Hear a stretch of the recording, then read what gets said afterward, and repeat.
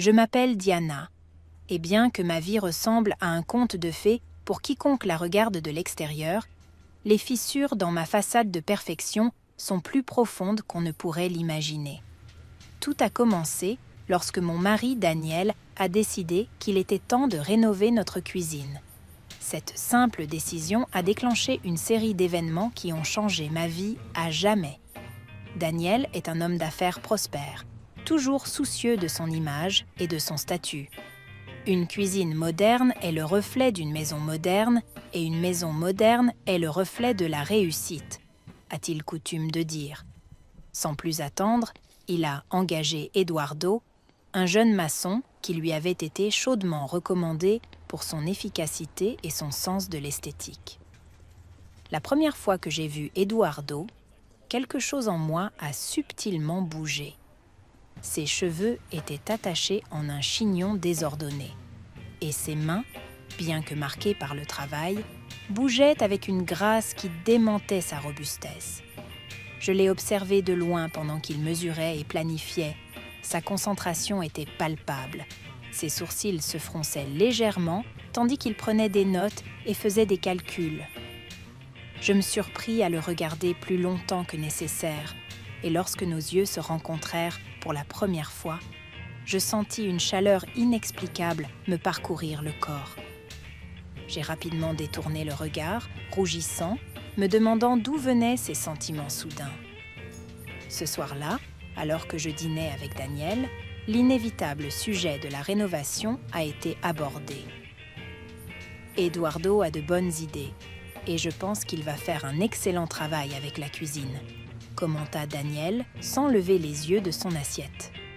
J'ai acquiescé, essayant de paraître aussi nonchalante que lui, mais à l'intérieur, un mélange d'anticipation et d'anxiété commençait à prendre forme. Le lendemain, alors que Daniel était au travail, j'ai eu ma première vraie rencontre avec Eduardo. Je lui ai proposé de lui montrer où il pourrait trouver tout ce dont il avait besoin en faisant le tour de la maison ensemble. La conversation s'est déroulée avec une facilité surprenante. Eduardo était facile à aborder. Sa voix avait un timbre calme et, de temps en temps, il laissait échapper un rire qui résonnait s'il avait toujours aimé le design, curieuse d'en savoir plus sur lui. Il m'a dit que depuis son enfance, il était fasciné par la construction et la création de choses avec ses mains, que pour lui, chaque espace était comme une toile vierge. La passion avec laquelle il parlait de son travail m'a touchée. C'était rafraîchissant de trouver quelqu'un qui aimait ce qu'il faisait d'une manière aussi pure et sincère. Et vous, Diana, qu'est-ce qui vous passionne ? Sa question m'a surprise. Cela faisait si longtemps que personne ne m'avait posé une telle question que j'avais presque oublié comment répondre. J'ai marmonné quelque chose sur le jardinage et les livres, mais son regard attentif m'a fait comprendre qu'il ne me connaissait peut-être pas aussi bien que je le pensais. Dans les jours qui ont suivi, j'ai trouvé des excuses pour parler davantage, si différentes de celles des gens dont je m'entoure habituellement, m'intriguaient. Au fur et à mesure que nous échangions des histoires et des rires, un lien inattendu a commencé à s'établir entre nous. Un après-midi, alors qu'Eduardo posait de nouveaux carreaux, je l'ai observé travailler. Il était méticuleux dans son travail, s'assurant que chaque pièce s'emboîtait parfaitement. Je lui ai proposé mon aide. Bien qu'il ait semblé surpris au début, il a accepté. Travaillant ensemble dans cet espace confiné, nos mains se sont accidentellement frôlées à plusieurs reprises, envoyant à chaque fois de petites décharges électriques sur ma peau. C'était une sensation que je n'avais pas ressentie depuis longtemps, et même si je savais que c'était mal, je ne pouvais pas nier l'électricité qui montait entre nous. Lorsque nous avons terminé, Eduardo a essuyé la sueur de son front et m'a souri. « Merci pour ton aide, Diana. Ce n'est pas tous les jours que j'ai quelqu'un d'aussi charmant et compétent comme assistant. » Son compliment, bien qu'innocent, fit s'emballer mon cœur. Je savais que j'entrais en territoire dangereux, mais une partie de moi ne voulait pas s'arrêter. Cette nuit-là, alors que j'étais allongée à côté de Daniel, mon esprit était loin. perdue dans des pensées d'Eduardo et de la façon dont quelque chose d'aussi simple que la rénovation d'une cuisine avait commencé à remodeler mon cœur et mes désirs. Les jours passèrent et à chaque rencontre avec Eduardo, mon attirance et mon excitation augmentaient, même si j'essayais de me concentrer sur les tâches quotidiennes. Eduardo était toujours dans un coin de mon esprit, chuchotant à ma conscience, remettant en question la stabilité de ma vie de couple. Un jeudi après-midi, alors que je prenais le thé avec des voisins au club local, l'une d'elles, Myriam, a mentionné quelque chose à propos d'Eduardo qui a immédiatement attiré mon attention. « Il est très beau, ce garçon qui travaille chez vous, n'est-ce pas ? Mais il faut faire attention, ma chère, dit-elle d'un ton grave et sérieux. J'ai entendu dire qu'il avait eu des histoires par ici. Tous ses travaux ne se limitent pas à la construction, si vous voyez ce que je veux dire. » Cette remarque m'a glacé le sang. J'ai regardé Myriam, essayant de discerner s'il y avait quelque chose de plus derrière ces mots. « Qu'est-ce que tu veux dire par là, Myriam ?» demandai-je, en essayant de prendre ma chère. « Mais on dit qu'il a brisé plus d'un cœur par ici. Quelqu'un d'aussi beau et charmant. » Myriam haussa les épaules, comme si elle n'accordait aucune importance à la question, mais les graines du doute étaient déjà semées dans mon esprit. Cette nuit-là, j'ai eu du mal à m'endormir. Eduardo était-il vraiment celui qu'il semblait être, ou y avait-il quelque chose d'autre que je ne savais pas? L'incertitude me consumait, mais une partie de moi voulait ignorer ces rumeurs, voulait croire que ce qui était en train de naître entre nous était quelque chose de différent, quelque chose de réel.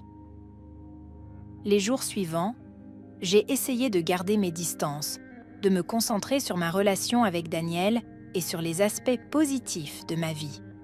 Mais l'attirance pour Eduardo était trop forte, et je me justifiais constamment, me disant que ce n'était que de l'amitié, de l'admiration pour son travail.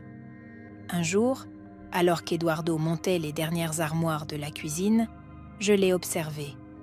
Sa chemise collait à son dos à cause de la sueur, soulignant chaque muscle.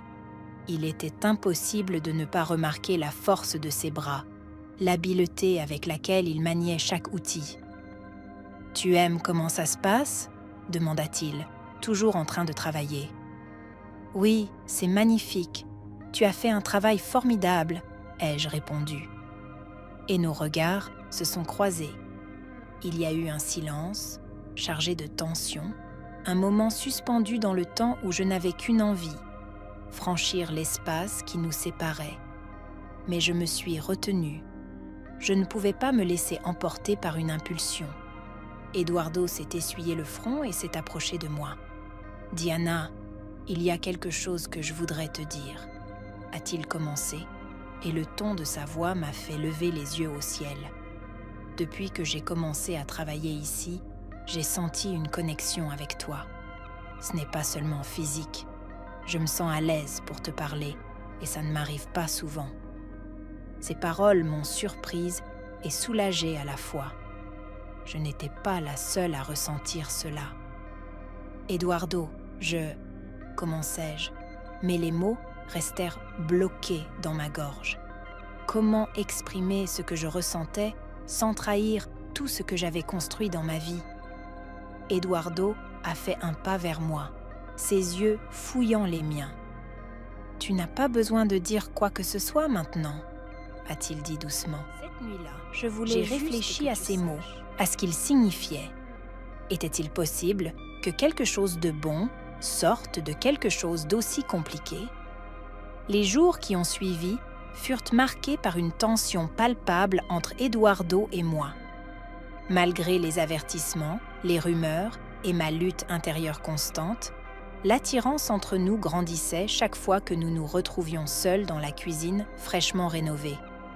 C'était un après-midi pluvieux, une toile de fond parfaite pour ce qui était sur le point de se produire.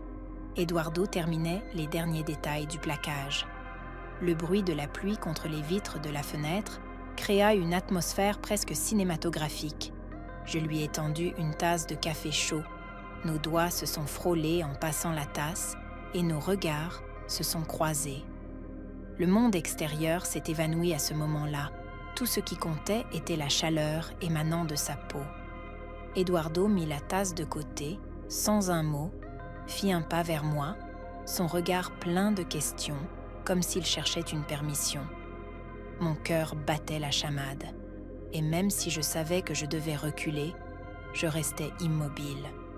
Eduardo se pencha en avant, et ses lèvres rencontrèrent les miennes dans un baiser doux, mais plein de passion contenue. C'était un moment volé au temps, bref mais éternel dans ma mémoire. Lorsque nous nous sommes séparés, nous étions tous les deux essoufflés. « Je suis désolée, je n'aurais pas dû faire ça », a murmuré Eduardo. Mais je pouvais voir dans ses yeux qu'il n'avait aucun regret, tout comme je ne pouvais pas le regretter du tout. À partir de ce baiser, les barrières que nous nous étions imposées commencèrent à s'effondrer. Nous avons commencé à nous rencontrer en secret, chaque rencontre étant un cocktail de culpabilité et de plaisir. Je savais que je trahissais Daniel, mais la connexion émotionnelle et physique avec Eduardo était irrésistible. Nous nous retrouvions dans son petit appartement à la périphérie de la ville. Chaque fois que je franchissais la porte, je laissais derrière moi ma vie d'épouse parfaite pour entrer dans un monde où seuls Eduardo et moi existions. Les rencontres étaient passionnées, mais aussi des moments de connexion authentique et de vulnérabilité. La culpabilité, cependant, n'était jamais loin. Chaque fois que je rentrais chez moi après avoir vu Eduardo, la réalité de ma vie et de mes actes me tombait dessus dans le miroir et je reconnaissais à peine la femme que je voyais dans mon reflet. Les nuits sont devenues les moments les plus difficiles. Je me tordais dans mon lit, luttant contre mes pensées et mes émotions.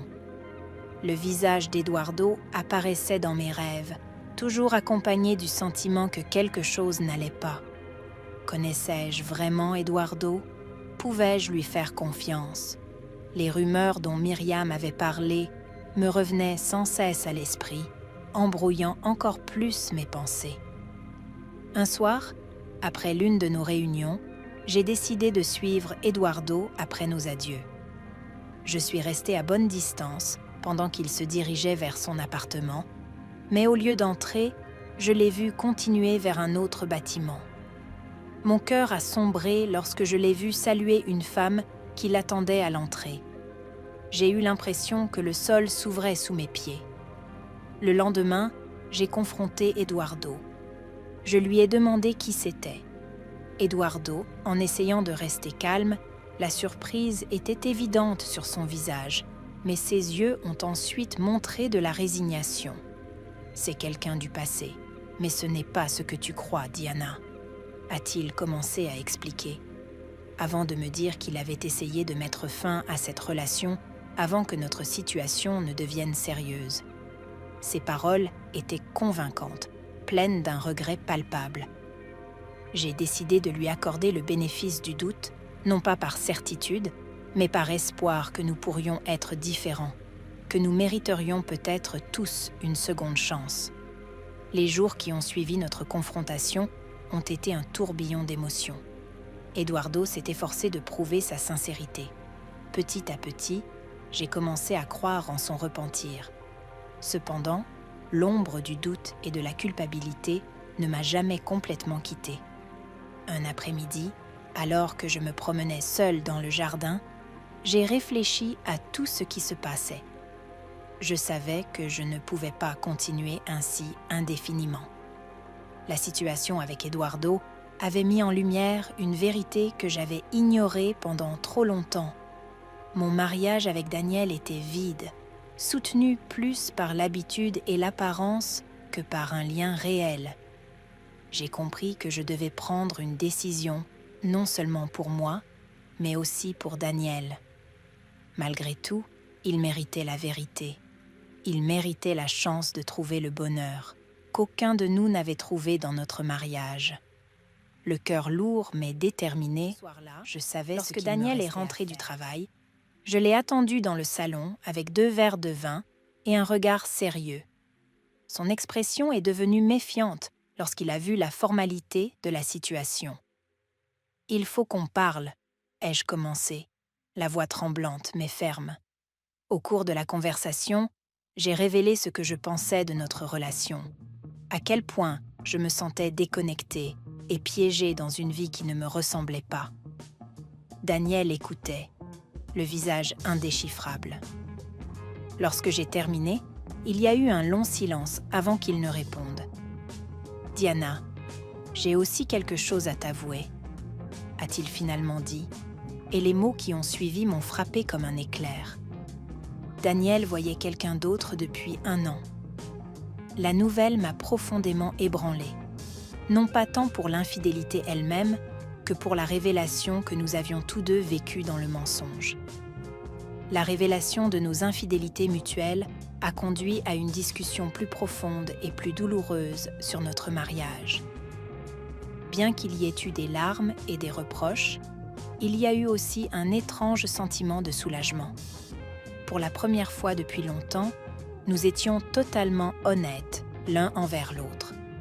Nous avons décidé que la meilleure chose à faire pour nous deux était de nous séparer.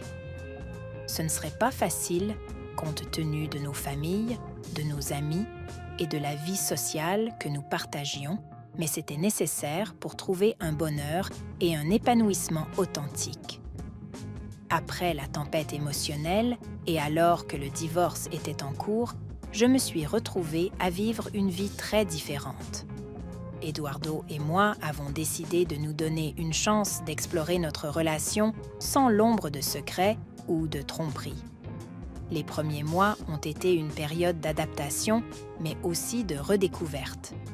Eduardo m'a soutenue à chaque étape, montrant que son amour était sincère. Avec lui, j'ai commencé à reconstruire ma vie, à trouver de la joie dans les petites choses et à apprendre à m'apprécier pour ce que je suis et non pour mon statut ou mon image.